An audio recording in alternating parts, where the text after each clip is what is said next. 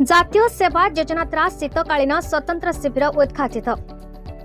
ଦେବଗଡ଼ ଜିଲ୍ଲାର ରିଆମାଳ ବ୍ଲକ ଅନ୍ତର୍ଗତ ନୂଆପଡ଼ାସ୍ଥିତ ସ୍ୱାମୀ ଶିବାନନ୍ଦ ସଂସ୍କୃତ ବିଦ୍ୟାଳୟର ଜାତୀୟ ସେବା ଯୋଜନା ଦ୍ୱାରା ପୋଷ୍ୟଗ୍ରାମ ସଂଘାପସିଠାରେ ଶୀତକାଳୀନ ସ୍ୱତନ୍ତ୍ର ଶିବିର ଉଦ୍ଘାଟିତ ହୋଇଯାଇଛି।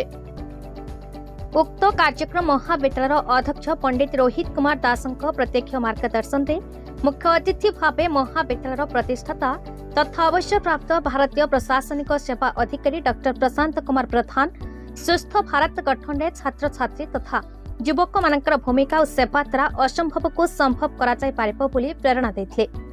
ତତ୍ପରେ ଶିବିର ପରିସରକୁ ସଫା, ସଡ଼କ ସୁରକ୍ଷା ଶୋଭାଯାତ୍ରା ଓ ସାଂସ୍କୃତିକ କାର୍ଯ୍ୟକ୍ରମ କରାଯାଇଥିଲା।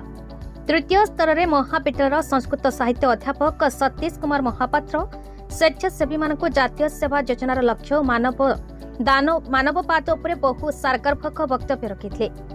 ଚତୁର୍ଥ ଭାଗରେ ସାଂସ୍କୃତିକ କାର୍ଯ୍ୟକ୍ରମ କରାଯାଇଥିଲା।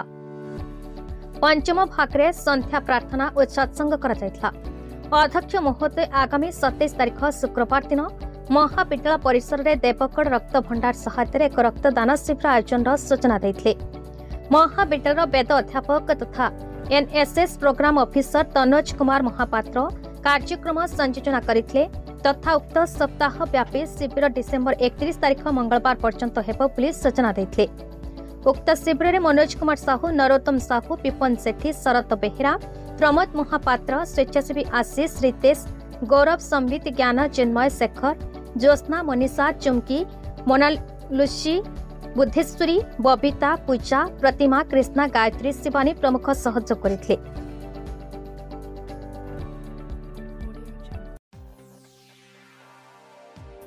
टिकलाल त्रिपाठी रिपोर्ट, भारत न्यूज।